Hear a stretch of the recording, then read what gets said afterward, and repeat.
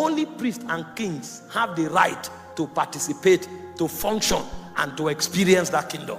And so if a believer is not in that kingdom, he is suffering a great deal. He's just not aware. In fact, demons will marginalize him to the degree they want, because they know he's helplessly vulnerable. But if a believer is awakened to the reality of priesthood, suddenly he will begin to enjoy his dominion. And so I made us to understand yesterday that we were born to live as kings, but our kingship survives on our priesthood, because that order of existence is the Melchizedek order, and we are supposed to live according to the Melchizedek order. In Hebrews chapter 7 verse 1, he called him Melchizedek, king of Salem, priest of the Most High God.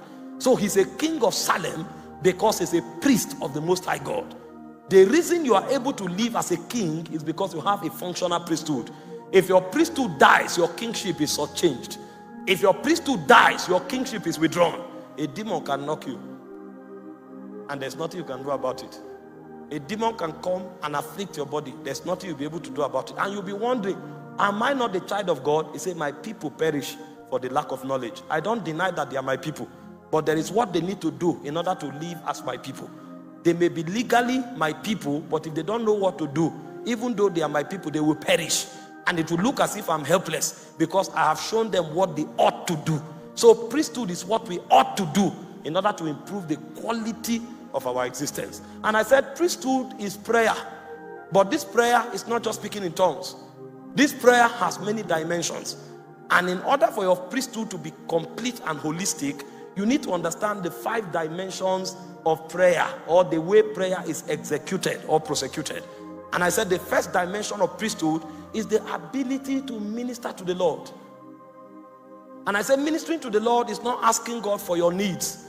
Ministering to the Lord is to acknowledge who he is and to honor him for who he is. In Exodus 28 verse 1 and 2, it says, separate unto me Aaron and his son, that they may minister unto me in the priest office. So the reason God created the priesthood is because, like every king, God was looking for those who can sing his praise, eulogize him, and to acknowledge his excellency. And so the first thing every priest does in the corridor of prayer is to know how to discern God and how to praise his name, how to exhort him, and how to honor him. In Acts 13 verse 2, the Bible said the people in Antioch, the leaders in Antioch, he said they fasted and they ministered to the Lord. And I showed you a few examples yesterday on how to minister to the Lord. If you will go through the scripture very quickly, I saw that she activated one scripture while she was talking. Because there are many scriptures in the Bible where powerful and wise men were ministering to the Lord. For example, and that's when you will know the stature of a man. The stature of a man is not the title he bears. The stature of the man is the depth of his communion with God. You know, when Hannah had need for a child, she was laboring to get a child, and the child was not coming. So an intelligence was furnished in her that the quickest way to route her need is to minister to the Lord. And so Hannah went to the temple, and the depth of her communion was so much that she didn't have letters to communicate it. Her mouth was shivering. And somebody who was a high priest, who was supposed to look upon her and discern the intercourse that was taking place, was not aware, because Eli's eyes were dim. He could no longer perceive spiritual things. And he looked at her and said, stop this, your drunkenness. When will you stop this? And was rebuking somebody who was high in the spirit. And Hannah looked upon her and said, no, this is not an act of drunkenness. I am overwhelmed with grief. So I am entering into God. I am pouring into God. The proof of what was happening there was in 1 Samuel chapter 2 verse 1. And Hannah said, my mouth is enlarged over my enemies. She began to say things that the high priest did not know, because those ones were not written in scrolls. They were written in the spirit realm. He said, my mouth is enlarged over my enemies. And she began to say certain things that were strange. He said, there is none holy as the Lord. How did you know? Because even the angels that are in heaven, the best they knew about God was that you are holy. How did you now know that there are other holy spirits, but there is none holy as the Lord? You know that because your spirit is separated unto God now, your spirit is holy. You know that the angels, because they are separated to God, they are also holy. But Hannah, on account of where she entered with God, she was able to survey all the spirits in the spirit realm. And she came to a conclusion that of all the spirits that are holy, he said there is none holy as the Lord. Now that kind of prayer is not God give me something. That is a prayer of acknowledgement of who God is. And on the strength of your discernment of who he is, you can give him a kind of praise that you didn't pick from a textbook.